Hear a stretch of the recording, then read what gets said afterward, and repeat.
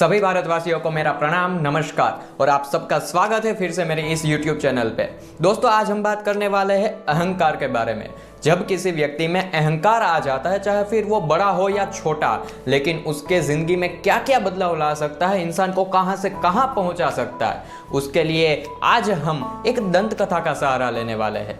हमारे भारतवर्ष के महान विद्वान कवि, जिसने हमारे संस्कृत साहित्य को ज्ञान से समृद्ध किया है, ऐसे कालिदास के बारे में आज हम बात करने वाले हैं। वो पहले से विद्वान तो थे ही, तो उनको लगने लगा कि पूरे संसार में उनसे ज़्यादा विद्वान व्यक्ति और कोई पैदा ही नहीं हुआ है और कोई अस्तित्व ही नहीं रखता है। इसी सोच के साथ में वो एक दिन एक सफ़र पर निकल पड़े। अब उस टाइम पे अपने साथ पानी तो लिया था, लेकिन गर्मी के दिन चल रहे थे, तो रास्ते में चलते चलते उनको प्यास लगी और सारा का सारा पानी खत्म हो गया।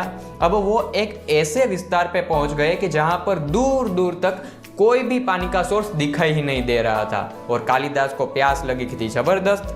कैसे भी जैसे तैसे करते करते वो आगे बढ़े। दूर एक छोटी सी कुटिया दिखाई दी। वहां पर जाकर कालिदास ने बाहर से आवाज लगाई कि कोई है तो मुझे पानी चाहिए। अंदर से एक वृद्ध महिला लाठी के सहारे बाहर आई और बाहर आके उसने कहा कि तुम कौन हो, सबसे पहले तुम अपना परिचय दो। मैं किसी भी अपरिचित व्यक्ति से बात भी नहीं करती और मैं उसे पानी भी नहीं दे सकती। तो कालिदास ने अपना परिचय दिया कि मैं कालिदास हूँ और मैं एक मुसाफिर हूँ। मैं यहाँ से गुजर रहा था, आपकी कुटिया दिखाई दी, बड़ी कृपा होगी अगर आप मुझे पानी पिला दे, क्योंकि मेरा पानी तो खत्म हो चुका है। तो उस वृद्ध महिला ने कहा कि तुम झूठ बोल रहे हो, अगर तुम सच बोलते ना तो मैं तुम्हें पानी दे देती, क्योंकि इस पूरे संसार में मुसाफिर तो केवल दो ही है, एक है सूर्य और दूसरा चंद्र, जो हमेशा घूमते रहते हैं, कभी भी रुकते ही नहीं है, कभी भी थकते ही नहीं है। तो उस कालिदास ने कहा कि लगता है ये वृद्ध महिला मेरे साथ अब तो शास्त्रार्थ शुरू कर देगी। मुझे लगी है प्यास, तो इसके साथ में बहस करने से कुछ फायदा होने वाला नहीं है, तो इस बात को आगे ही नहीं बढ़ाते, यहीं पे रोक देते। तो कालिदास ने कहा कि मैं अतिथि हूँ और हमारे भारत की तो संस्कृति रही है कि अतिथि देवो भव, यानी कि अब आप मुझे पानी दे दीजिए, अतिथि का सत्कार करना आपका कर्तव्य है। उस वृद्ध महिला ने कहा कि तेरी बात तो सही है, अगर तू अतिथि होता तो मैं तुझे जरूर पानी पिला देती, लेकिन तू अतिथि नहीं है क्योंकि तू झूठ बोल रहा है, क्योंकि इस पूरे संसार में अतिथि तो केवल दो ही है, एक है धन और दूसरी युवा अवस्था, जिसको आते ही जाते हुए समय बिल्कुल नहीं लगता है, कभी भी चली जाती है। अब कालिदास बिल्कुल प्यासे थे, अब वो बिल्कुल बेहोश होने की हालत में ही आने वाले थे।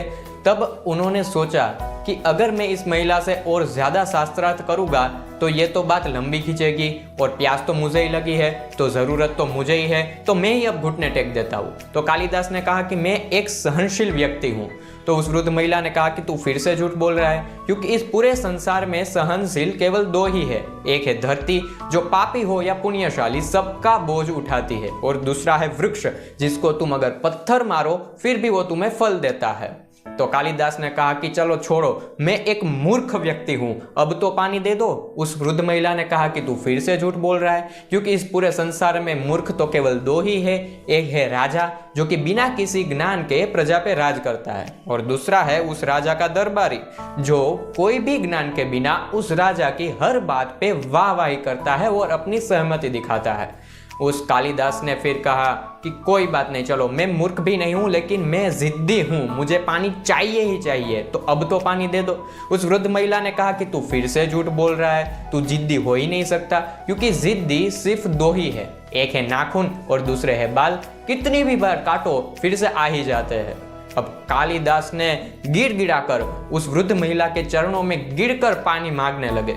तब एक दिव्य आवाज हुई। कालिदास ने ऊपर मुंह उठाकर देखा तो साक्षात सरस्वती देवी के दर्शन हुए, और सरस्वती जी ने कालिदास से कहा कि तुझे जो विद्या प्राप्त हुई है उसका उपयोग, और सही उपयोग वैसे कहा जाए तो तुम्हें किसी और को ज्ञान देने में करना चाहिए, ना कि अपने अंदर मैं ही सबसे बड़ा ज्ञानी हूँ ये अहंकार लेके घूमना चाहिए।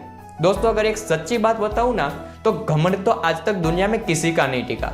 समुद्र को भी घमंड था कि उसके अंदर कोई भी चीज तैर ही नहीं सकती, वो सबको निकल जाएगा, सबका सब उसके अंदर डूब जाएगा। लेकिन ऊपर वाले ने एक दिन उसके ऊपर एक तेल की बूंद रखी और बोला कि चल डुबा के दिखा इसको। समुद्र का घमंड वहीं पे पानी पानी हो गया। तो कहने की बात सिर्फ यही है कि कभी भी अहंकार करने के बदले अगर हम विनम्र भाव से कुछ भी करते हैं तो वो अवश्य सफल होता है। इसी बारे में एक शायर ने क्या खूब कहा है कि पूरी दुनिया जीती जा सकती है ज्ञान से, लेकिन जो जीता है वो भी हारा जा सकता है अहंकार से। So the moral of the story is, हमेशा विनम्रता भाव अपने अंदर रखिए, जिंदगी में आपका आगे बढ़ना निश्चित है। लेकिन हाँ, जब कोई दूसरा आपको अपने अंदर ही घमंडी दिखाए, आपके सामने रोब झाड़े, तब उसको भी जब सवाल सेल्फ रिस्पेक्ट पे आ जाए ना, तो बोल देना है, बिंदास बोल देना है कि जब तक हम मर्यादा में है तब तक ठीक है, जब मर्यादा छोड़ देंगे ना तब सबका गुरूर तोड़ देंगे। That is it for today guys. तो आज ये फिर से नई शुरुआत हुई है। इस चैनल पे 2 साल से करीबन कोई भी कंटेंट नहीं आ रहा था, लेकिन ये एक नई शुरुआत फिर से हुई है। अब आपको रेगुलर वीडियोस इस चैनल पे देखने को मिलने वाले हैं। तो प्लीज़ इस चैनल को सब्सक्राइब कर लीजिए, अपने सारे फ्रेंड्स के साथ, रिलेटिव्स के साथ इस वीडियो को शेयर कीजिए, लाइक कीजिए, अपने ओपिनियंस नीचे कॉमेंट में दिखाइए। नीचे मेरा इंस्टाग्राम हैंडल भी आपको दिख रहा होगा, वहाँ पर आप मुझे पर्सनली DM भी कर सकते हैं। एज सुन एज पॉसिबल मैं आपके मैसेज का रिप्लाई करने की कोशिश करूँगा।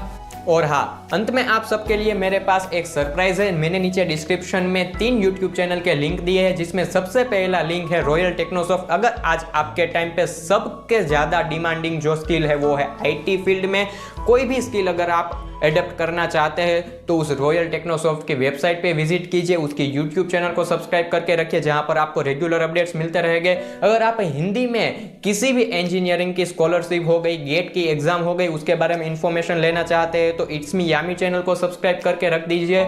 और अगर आप गुजराती है और आपको इंजीनियरिंग में एडमिशन से लेके study related A to Z सारी इंफॉर्मेशन चाहिए तो उसके लिए जागृत आवाज की लिंक भी मैंने डिस्क्रिप्शन में दे दी गई है, आप उसको भी सब्सक्राइब कर लीजिए।